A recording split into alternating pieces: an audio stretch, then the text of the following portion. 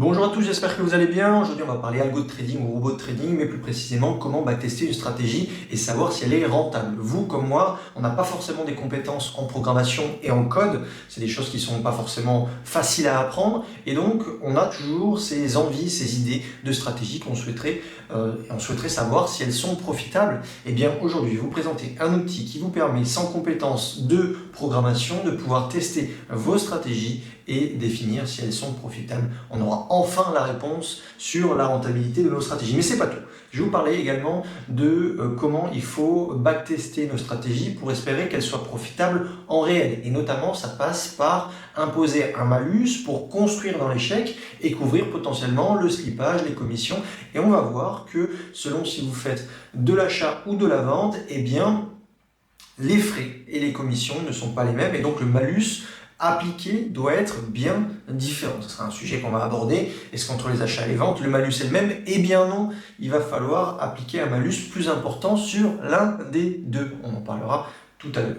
Troisième étape, trouver la meilleure combinaison, et ça passe par utiliser des matrices. Alors, avec mon frère qui, lui, s'occupe de toute la création de l'algorithme, je vous le rappelle, il est programmeur et dans la programmation pour un très gros fonds d'investissement américain qui pèse de plus de 200 milliards, donc lui, il sait faire. J'ai la chance d'avoir quelqu'un qui puisse me permettre d'avoir l'algorithme en général, de créer l'algorithme, de créer l'usine à backtest, mais c'est pas pour autant que je n'utilise pas l'outil dont je vais parler tout à l'heure, dont je vais vous parler dans la première étape. C'est un outil qui me permet, et qui a de nombreux avantages, qui me permet de gagner du temps, de backtester des dizaines et des centaines de stratégies, et derrière ces stratégies-là, il faut trouver la meilleure combinaison possible.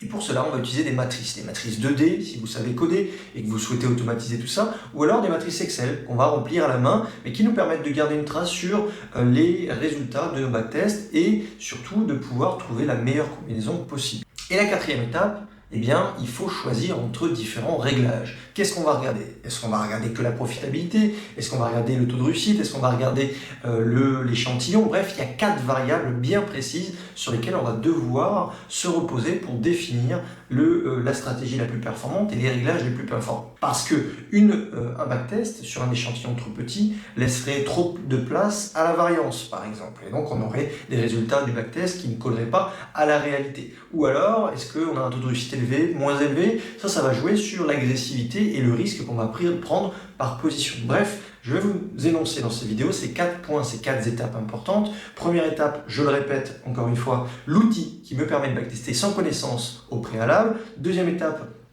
quel type de malus il faut imposer à notre backtest pour pouvoir être dans la réalité et construire dans l'échec et être agréablement surpris. Troisième étape, je vais vous montrer comment je construis mes matrices 2D, soit par l'automatisation, mais également des matrices Excel pour pouvoir stocker mes datas et faire un choix. Et comment faire un choix? La dernière étape, eh bien, ça va être 4 variables que sont le taux de réussite, l'espérance de gain, eh bien, l'échantillon et la stabilité dans le temps. On le verra, un backtest sur 3 mois ou sur 5 ans, c'est pas la même chose.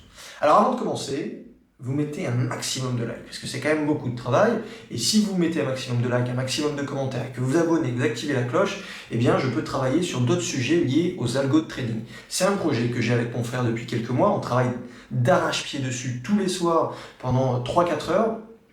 Je me couche assez tard, mais je pourrais vous présenter quel courtier j'utilise, si je fais des achats ou des ventes, et qui ont la possibilité de se connecter à un algo de trading, parce que le but, ça reste de faire un algo de trading. Évidemment, vous pouvez backtester pour après le faire manuellement. Mais mon projet, moi, c'est algo de trading. J'ai 10 ans de trading d'expérience derrière moi, je suis profitable en discrétionnaire, mais ça me titille depuis quelques années de pouvoir automatiser tout ça. J'ai la chance d'avoir mon frère, encore une fois, qui travaille dans un très gros fonds d'investissement, qui a les compétences pour mettre à l'écrit, en tout cas pour mettre au concret, vraiment ce que j'ai en tête, et c'est ce qu'on fait depuis plusieurs mois. Donc, vous bombardez les likes, les commentaires, les abonnements, et je vous ferai d'autres vidéos bien plus complémentaires à celle-ci, toujours sur la thématique de robots de trading automatique. Alors, allons-y avec la première étape, qui est l'outil de backtest. L'outil de backtest, je vous en parle dans la description. J'ai fait une vidéo tutoriel complètement détaillée de comment l'utiliser, quelles variables, quels critères de tri, quels sont les réglages au niveau de la gestion, du risque, sur l'échantillon, la durée du backtest, etc. Tout ça, c'est fait en description. Je n'ai pas le temps de le faire dans cette vidéo qui va déjà durer une bonne demi-heure, donc accrochez-vous, il y a plein de choses à voir. Mais grosso modo, je vais vous donner les avantages et les désavantages de cet outil-là. Et si ça vous intéresse de backtester, eh bien vous allez en description, c'est gratuit, et je vous ai fait un tutoriel complet. Donc cet outil, il s'appelle TradeIDs. Alors je ne devais pas vous le dire, normalement je devais le laisser dans la description, mais je vous le dis, TradeIDs, et on va parler de ses avantages et de ses désavantages. L'avantage d'utiliser un outil de backtest qui puisse être déjà disponible comme ça, qu'on n'ait pas à coder en dur, on n'ait pas à coder une usine à backtest comme a fait mon frère, eh bien c'est que pour vous et moi, les gens qui ne savent pas coder, c'est quand même un gain de temps et c'est la possibilité de tester et de voir si les stratégies auxquelles on pense, elles sont profitables. Premier avantage. Ça permet de dégrossir très rapidement. En quelques minutes, on va tester des dizaines d'idées de stratégies. Pour le coup, moi je crois que j'ai fait 1300 backtests sur l'outil. J'ai même été flag par le site comme étant potentiellement un utilisateur institutionnel, tellement j'ai fait de demandes et de requêtes. Rassurez-vous, toutes les requêtes, il n'y a aucune limite de requêtes, c'est juste qu'il s'assure que vous n'en faites pas une activité institutionnelle et que vous restez bien en particulier. Donc vous leur confirmez que vous êtes un particulier et ça va très bien se passer. C'est un outil qui est visuel, intuitif, très facile à comprendre. Ça permet d'assembler des variables, des critères, des alertes pour essayer de concocter la stratégie auquel vous pensez. C'est comme un puzzle en fait et c'est assez facile à mettre en place. Donc, pour des débutants, pour ceux qui n'ont pas de notion de code, c'est très bien. C'est un assemblage de puzzles pour arriver à la stratégie que vous avez en tête. Et vous aurez enfin les résultats de votre stratégie. Est-ce qu'elle est profitable, est-ce qu'elle n'est pas profitable? Alors, pourquoi cet outil-là, ça me fait un gain de temps massif alors que mon frère a fait une usine à backtest? Eh bien, il faut imaginer que toutes les idées qui nous traversent l'esprit et sur les stratégies auxquelles on pense, seulement 5% maximum d'entre elles seront profitables. Maximum. Donc, si je donne 100 stratégies à mon frère backtester, il va falloir qu'il ait setup, qu'il mette les critères, etc. Et ça va prendre énormément de temps. Donc, moi, je m'en sers pour dégrossir ce travail de cet outil-là. Ça me permet de tester toutes les stratégies que j'ai en tête. Et quand il y en a une qui est profitable, ok, celle-ci, on va l'isoler. Et je vais lui dire, ok, maintenant, tu vas me la backtester sur un horizon de temps plus important. Parce qu'il faut savoir que cet outil, TradeIDs, permet de backtester uniquement sur 3 mois. Mais vous avez déjà, sur 3 mois, une bonne idée de la profitabilité de votre stratégie. On verra tout à l'heure quelles sont les 4 variables qu'il faut regarder. Il y a des clusters également très importants. Restez jusqu'à la fin. S'arrêter maintenant, ça n'a pas de sens. Il faut aller vraiment jusqu'au bout de la vidéo pour comprendre étape par étape comment trouver une stratégie profitable grâce à cet outil et comment on va avec des matrices, pouvoir trouver la meilleure combinaison possible. Cet outil il est accessible à tous, à vous et moi, sans compétences techniques. Vous pouvez évaluer la profitabilité d'une approche, d'une stratégie, sans vous prendre la tête avec du code, parce que ça c'est compliqué. Et s'y mettre à notre âge, ou même, c'est pas une appétence qu'on a, c'est pas forcément un plaisir. Quelques désavantages à cet outil quand même, c'est normal, il y en a toujours. Outil clé en main. Donc, qui dit clé en main, c'est forcément moins flexible qu'un code que vous allez créer de toutes pièces. Un code que vous allez créer de toutes pièces, vous pouvez lui faire dire tout et n'importe quoi. Quand vous utilisez un outil propriétaire, donc il y a des critères, des variables, des alertes, eh bien vous êtes dépendant de ce qu'il vous propose.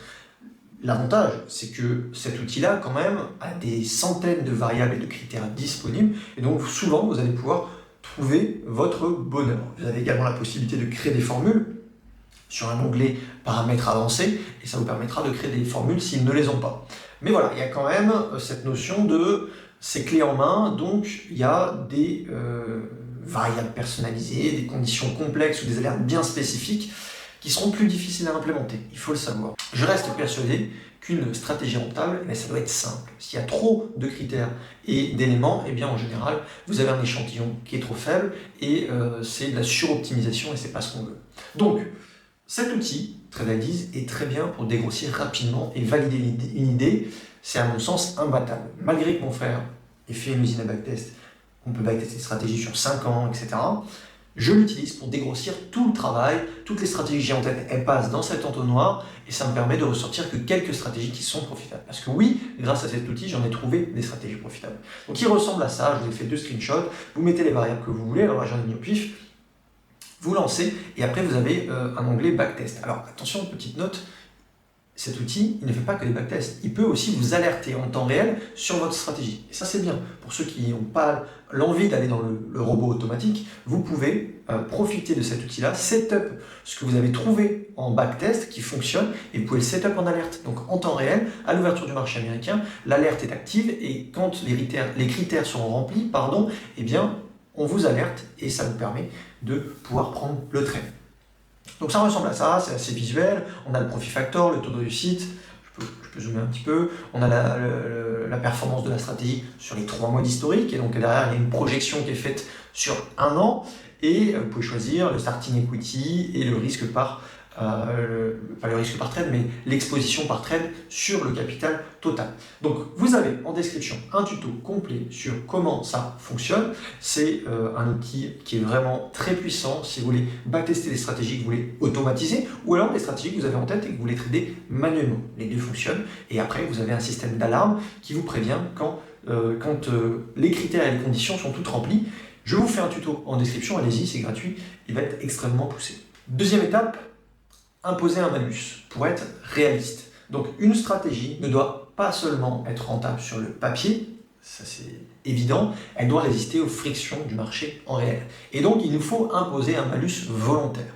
Je vous dirai de combien est mon malus, mais grosso modo, c'est intégrer à notre backtest les différents frais. Commission, slippage, frais cachés, en tout genre, bref, il y a énormément de choses à prendre en compte. Et le but, c'est de tester la robustesse de notre stratégie, donc via ce backtest, dans des conditions plus ou moins réalistes. Et moi, j'aime bien augmenter le malus pour m'assurer que si elle est déjà profitable et qu'un malus trop important, eh bien, il y a des chances que mon résultat final soit supérieur à mon backtest. Et c'est ça, on va être surpris positivement. On ne veut pas que notre stratégie soit profitable sur le papier, et faites attention à ça, parce que si vous utilisez l'outil, vous allez voir des stratégies profitables, mais derrière, il faut imposer un malus. Parce que c'est facile de trouver des stratégies profitables sur le papier, mais quand vous n'ajoutez pas les slippages, les commissions en tout genre, derrière, ça reste une autre paire de manches et ce n'est pas les mêmes résultats en réel. Donc l'idée clé de cette deuxième étape, c'est une stratégie solide doit rester profitable même après l'impact des coûts, des commissions et de frais en tout genre. Ça, c'est important. Évidemment, les frais sont différents selon si vous êtes acheteur ou vendeur.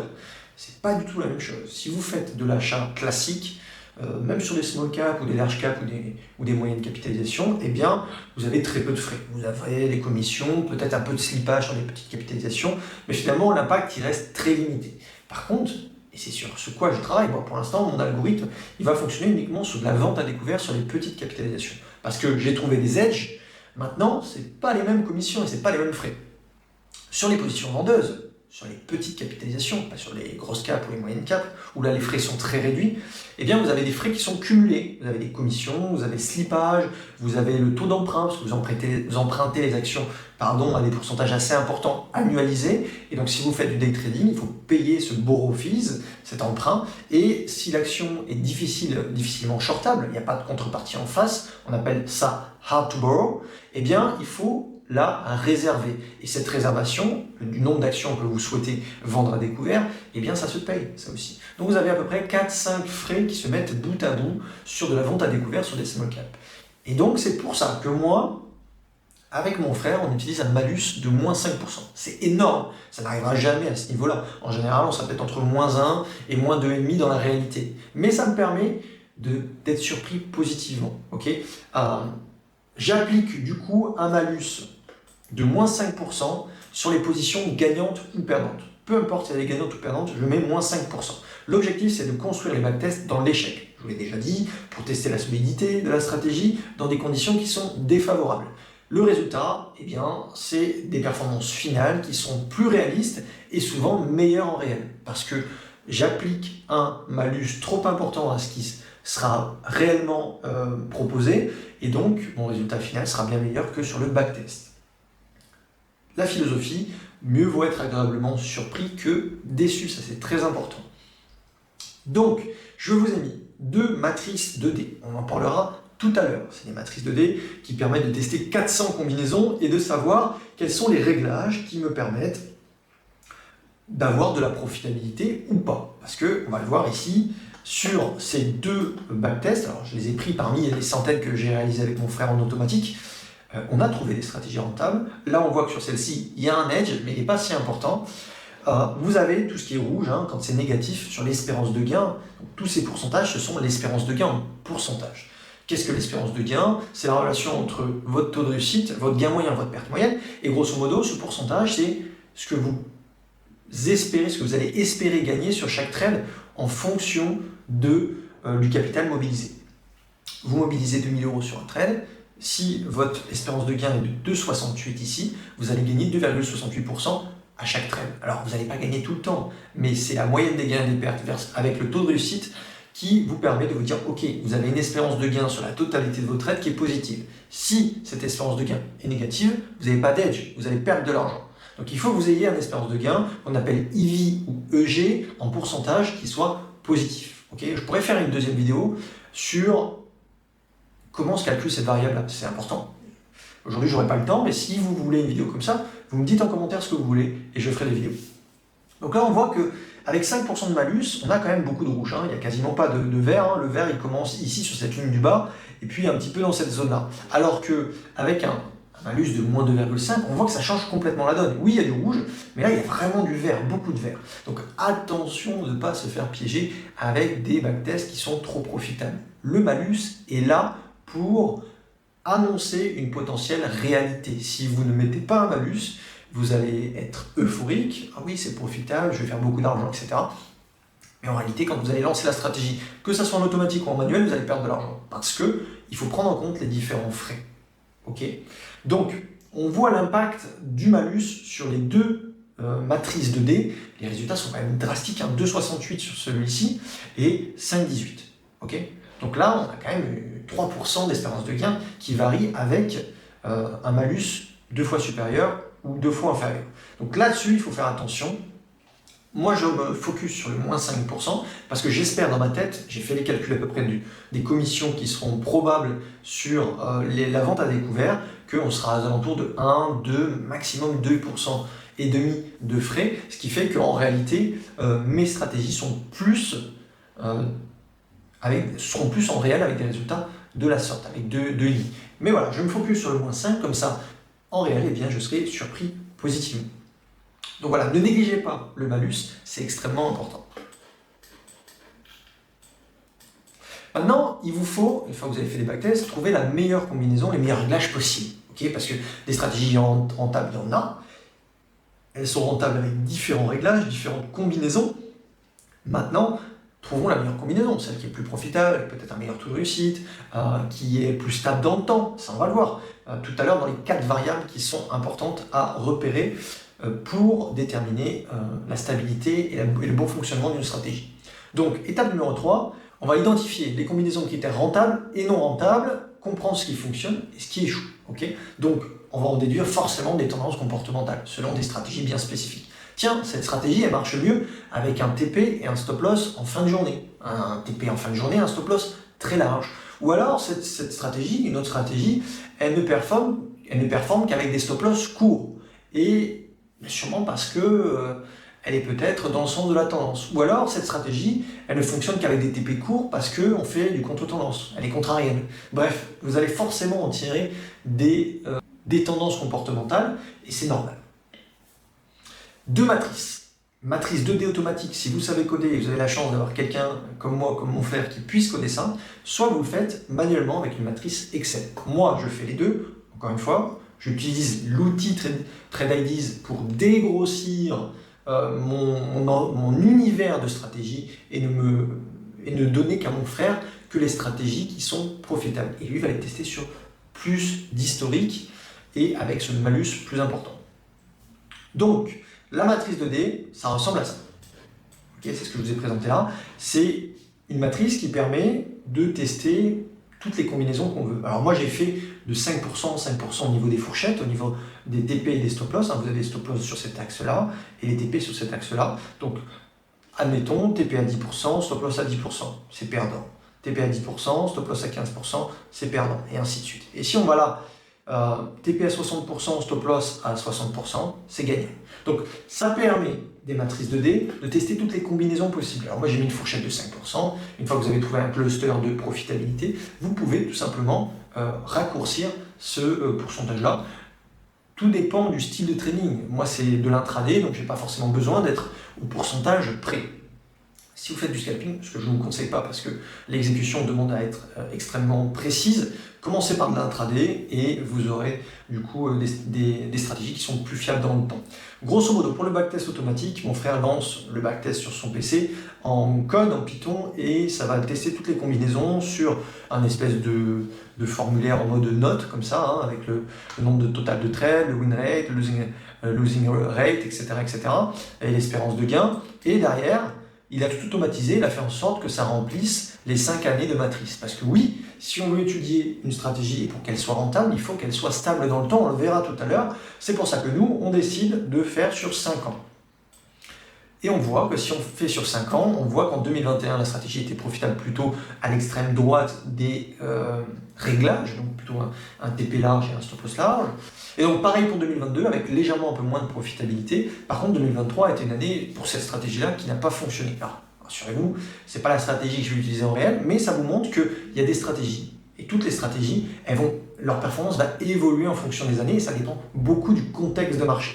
Et là, on voit que ça, en 2024, à nouveau, ça redevient profitable, alors qu'en 2025, ça reste plutôt neutre, voire légèrement négatif. Donc moi, je vous conseille, si vous avez la possibilité de coder, une fois que vous avez fait votre présélection sur TradeIDs, de lancer des matrices comme ça sur 5 ans pour voir quels sont les réglages et combinaisons qui sont le mieux, le plus profitable, mais surtout voir et étudier la stabilité de votre stratégie au fur et à mesure des années, en fonction des contextes. On sait qu'en 2022, on avait un contexte qui était moins bon, et donc si ça ne fonctionne pas en 2022, on se dit ok, notre stratégie ne fonctionne pas dans les marchés baissiers, et ainsi de suite. On va en déduire des comportements.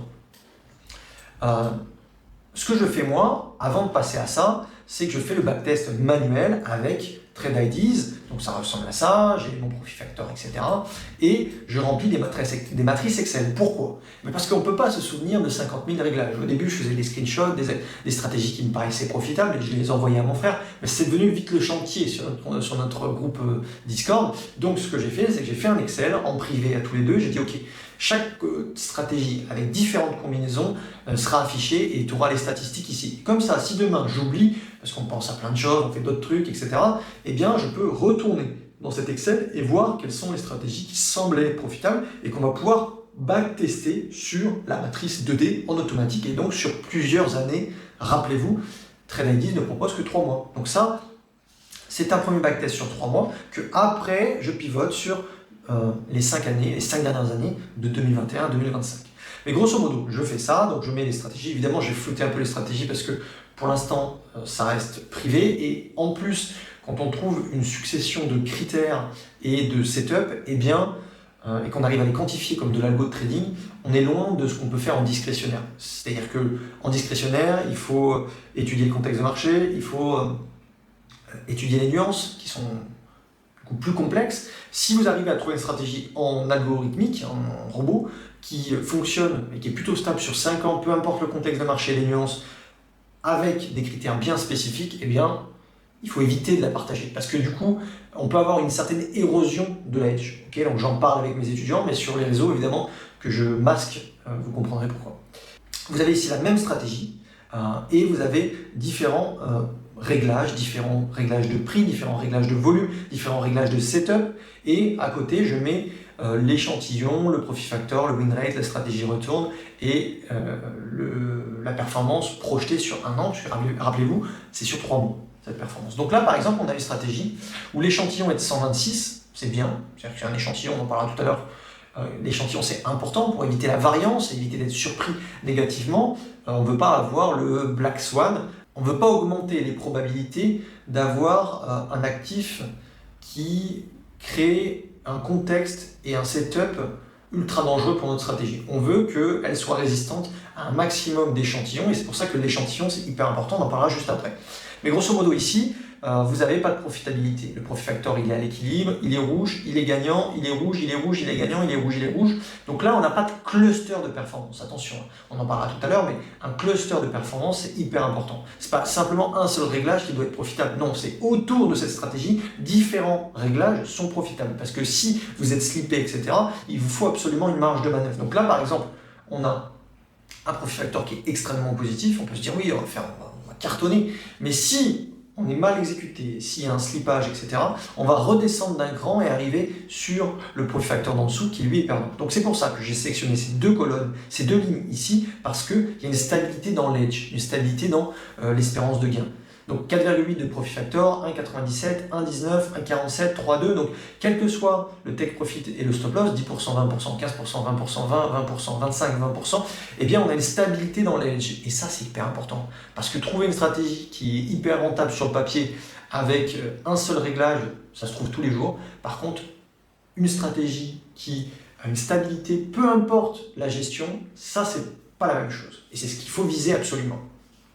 Donc pourquoi j'ai décidé de trouver et de choisir ces deux critères-là? Parce que à la fois il y a une stabilité dans le profit factor, quels que soient les réglages, mais surtout l'échantillon n'est pas trop faible. Parce que ici, il y a de la profitabilité, 22,9, 3,45, 15, 2,3, malgré deux trucs rouges, mais il n'y a que 24 échantillons. Et l'échantillon, ça permet d'éviter la variance et d'avoir une certaine stabilité, une stratégie qui est à l'épreuve quasiment de tout.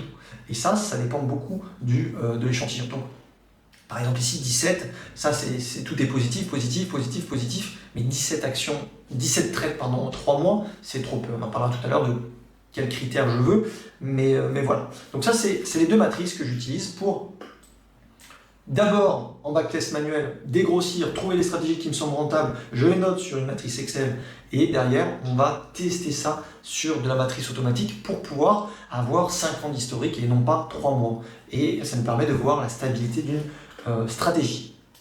Dernière étape, eh bien une bonne stratégie, ça se mesure avec 4 variables bien différentes.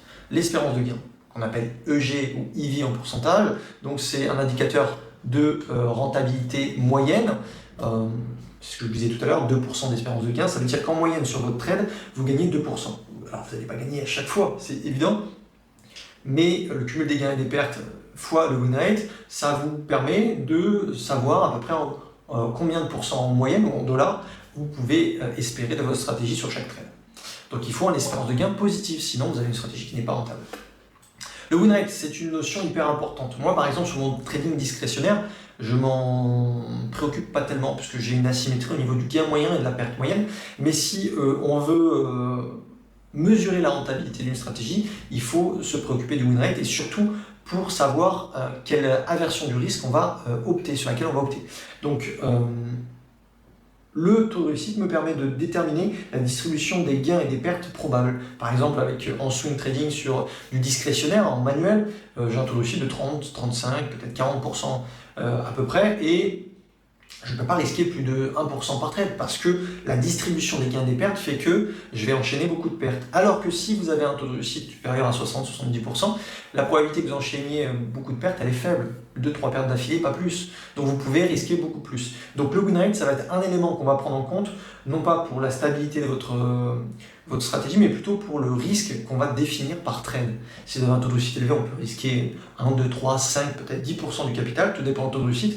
Et si vous avez un taux de réussite faible, mais une espérance de gain très importante, et bien là, on va privilégier le travail de fond, c'est-à-dire des risques faibles, mais la répétition de ces opérations pour gagner gros. Voilà. Voilà à quoi me sert le win rate. Sert à définir une gestion du risque adaptée, agressive ou prudente. Le sample, c'est donc l'échantillon en anglais, c'est pour moi un des éléments les plus importants. Il ne faut pas suroptimiser une stratégie pour obtenir des statistiques extrêmement importante et folle au risque de n'appliquer la stratégie sur que quelques trades et donc un échantillon trop petit.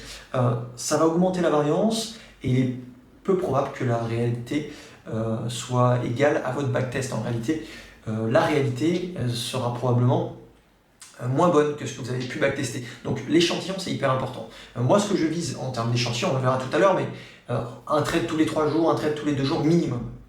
Parce qu'en dessous de ça, on prend le risque d'avoir des exceptions de marché et que ça change d'année en année. Si la stratégie est robuste sur un échantillon assez large, on peut se dire qu'on a absorbé toutes les pertes et que finalement on a mis les probabilités de notre côté de capter des situations violentes et notre stratégie a su bien répondre et correctement répondre à cette variance-là. Également, ce qu'on veut aussi, c'est mesurer la régularité sur 5 ans. La stabilité dans le temps prime sur la performance ponctuelle. Ça, c'est très important. Donc, une fois que vous avez fait votre backtest sur 3 mois, ce n'est que le début. Derrière, il faut backtester sur plus longtemps pour s'assurer de la stabilité de la stratégie. Bref, privilégiez une stratégie robuste, cohérente, stable, plutôt qu'un modèle parfait, mais du coup fragile. Et une fois que j'ai défini, par exemple,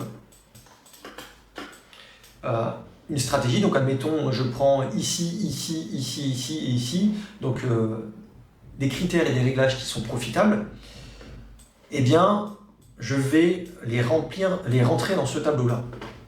Et c'est pas parce qu'on a trouvé le réglage en termes de stop loss et take profit qu'on a terminé. Parce que derrière, on peut mesurer la profitabilité d'une stratégie et donc les réglages de cette stratégie en modifiant le prix de l'action et les volumes. Donc par exemple, je choisis une stratégie X, elle est profitable, mes matrices me l'ont dit, que ce soit la matrice Excel, puis après les matrices 2D sur 5 ans, j'ai trouvé les réglages parfaits, entre guillemets, sur 5 ans, stop loss 40%, TP 20% par exemple. C'est ce que je veux étudier. Mais par contre, derrière, on peut étudier sur une action qui fait entre 10 centimes et 1 $, puis après étudier la profitabilité entre 1 $ et 5 $, puis étudier entre 5 $ et 15 $. Et là, vous allez avoir des résultats qui sont différents. Donc encore une fois, j'ai masqué, parce que c'est privé au niveau des stratégies, mais vous avez ici l'espérance de gain à gauche, le taux de réussite et l'échantillon. En fonction de la même stratégie, c'est juste qu'on a changé le prix de l'action, ou les fourchettes des prix d'action, ou les fourchettes de volume. Et ça va changer du tout pour tout les résultats, puisqu'on a des lignes qui sont complètement rouges et des lignes qui sont complètement blanches. Évidemment, ce que je vise, c'est les lignes complètement blanches, avec des espérances de gain positives. Donc, par exemple, la première ligne, 9,37 en 2021, puis 1,31, 1,05, 4,85 et 0,97. Donc, on a une stratégie qui est profitable sur les 5 dernières années. Okay, avec les réglages qu'on avait définis et les paramètres de prix définis. Okay. Derrière, on a 73% taux de réussite, 52, 59, 68, 66. Échantillon 2021, 145, 115, 168, 228, 203. Ce que je veux, moi, c'est au moins un trade tous les 2-3 jours minimum. Et donc, on a 253 jours ouvrés dans une année sur les marchés américains. Eh bien, si vous avez à peu près 125 trades par an, ça fait un trade tous les 2 jours. Et là, on a 145, 115, 168, 228 et 203. Voilà. Donc ça, c'est une stratégie qu'on va mettre en exécution avec mon frère, parce que l'espérance de gain est positive sur les 5 dernières années. Elle varie, mais elle est positive. Le taux de réussite est lui aussi important. Il varie. Apparemment, 2022 n'a pas été une très belle année pour eux, pour cette stratégie-là. Et l'échantillon est plutôt stable. Plus de 140, 130 trades pris tous les ans. Donc, c'est une stratégie qui va être mise en place. Rappelez-vous, ces statistiques et ces datas, c'est avec un malus de 5%. Parce que moi, j'utilise le malus de 5%. Donc, on peut envisager dans notre tête que les résultats sont nettement supérieurs en réalité. Peut-être que le malus ne devrait être que de moins 1, 1,5, 2, maximum moins 2,5. Et donc, je vais gratter 2,5 de performance sur ma stratégie. Donc, si ça, c'est profitable avec un malus, trop important, il est probable que j'ai de meilleurs résultats en réel. Une autre ligne qui est profitable ici, 1,66, 1,1, 1,77, 2,04, 1,07. Et là aussi, il y a vraiment de l'échantillon assez large. C'est une stratégie qu'on va mettre en place. Et une autre stratégie qu'on va mettre en place, elle commence à être négative en 2021, moins 3,27. Mais après, elle a explosé ces dernières années. 4,58, 6,1, 2, 3,03. Et là aussi, on a un taux de réussite de 66,5, 67, 69%, 70, 68, avec un échantillon de 29, 100, 139, 187 et 131. Donc on est dans les critères que je m'impose pour trouver l'actif, la stratégie et les réglages qui vont être lancés sur l'algo de trading. Donc voilà, on prend le temps d'étudier tout ça, ça ne se fait pas en 2 secondes. Ici, j'ai mis évidemment les résultats qui sont là, sont retranscrits sur une courbe. Alors c'est pas très lisible dans le sens où il y a beaucoup de data. Moi, je préfère lire par ligne et je sais quelle stratégie je vais mettre en place. Donc ça, c'est un récapitulatif qui permet de comprendre et de garder en tête ce qu'on fait. Parce que on a fait peut-être des centaines de matrices 2D. Dans ces matrices 2D, il y a 400 résultats. Hein. Il faut quand même s'imaginer qu'à chaque fois ici, il y a 400 résultats. Donc, à un moment donné, on pète un câble, et trop de résultats, trop de statistiques partout. Ça, plus les résultats de Trade IDs là-dedans, il faut imaginer qu'on a peut-être 50 réglages de stratégies différentes avec 5 matrices et 400 espérances de gain et donc 400 réglages différents à chaque fois. Donc, ça fait énormément de data à traiter. Et c'est un coup à péter un câble, et honnêtement, c'est pour ça que j'ai créé ce genre de sheets Une fois que j'ai choisi la stratégie et les réglages, je les mets là et ça me permet de mesurer la profitabilité et de garder en tête, tiens, ok, on a telle espérance de gain sur telle année, c'est plutôt stable, et d'un seul coup d'œil, je peux voir la stabilité de la stratégie. Parce que sinon, je suis sûr que je pète un câble. Voilà. Autre chose, je vous en parlais tout à l'heure, je veux pas, si vous allez sur TradeIDs, backtester, je veux pas simplement un réglage qui est positif. Ça n'a pas d'intérêt. Il faut qu'il y ait un cluster positif comme ici. Okay. Parce que si vous êtes mal exécuté, pour quelle que soit la raison, vous avez des frais supplémentaires, etc., vous allez vite descendre d'un étage et ça va vite devenir pas profitable. Donc faites attention à ça, c'est hyper important. Voilà, que dire de plus? Écoutez, si vous avez des petits commentaires, des questions, vous me les posez. Si vous avez des sujets de vidéo ou des questions, je ferai en sorte de faire des vidéos supplémentaires sur le projet de robot de trading qu'on a avec mon frère. C'est énormément de travail, mais je suis content de le partager avec vous. C'est un nouveau projet dans ma vie, un nouveau défi que je me lance. Mon trading discrétionnaire, c'est un peu mon dada, c'est ennuyeux quelque part parce que c'est toujours la même chose. Oui, je suis profitable, oui, j'ai fait 77% de performance cette année et l'année n'est pas terminée, mais il faut être présent à l'ouverture, il faut être en forme mentalement, il faut accepter les pertes et c'est toujours très dur malgré qu'on ait de l'expérience. Et donc je me dis que se tourner vers de l'algorithme, ça peut être sympa en faisant des choses simples, pas des choses comme des institutions, attention. Et puis voilà. Et j'ai la chance d'avoir mon frère qui construit toute la structure derrière, c'est son boulot dans un fonds d'investissement, cybersécurité, etc. Donc lui, il s'occupe de tout. Moi, grosso modo, mon job, c'est de réfléchir aux stratégies, aux outils, de m'occuper des comptes de trading, quel courtier, quelle plateforme, comment on va connecter le robot à la plateforme, à quel courtier. Donc tout ça, je pourrais en faire une autre vidéo si vous voulez. D'optimiser les stratégies, de définir les critères de stratégie, de réfléchir aux stratégies, d'accélérer la rentabilité des stratégies, notamment par des renforts. Voilà mon boulot. Puis mon frère, Julien, c'est mon frère jumeau. Lui, il s'occupe de toute la structure et des centaines, des milliers de lignes de code. Je lui laisse, c'est pas mon dada. Voilà, gros pouce bleu, boostez la chaîne à mort. C'est une nouvelle chaîne pour que je sois mieux référencé sur les actions américaines. Franchement, j'ai pris énormément de temps pour vous faire cette vidéo, donc bombardez, commentaires, partagez, etc. Et je vous ferai des vidéos supplémentaires sur les algos de trading. Moi, ça me fait plaisir, vous, ça peut vous aider éventuellement. Dites-moi si ça vous aide, moi si c'est nul, si c'est bien, tout en étant constructif. Et puis, on se dit à la prochaine. Salut!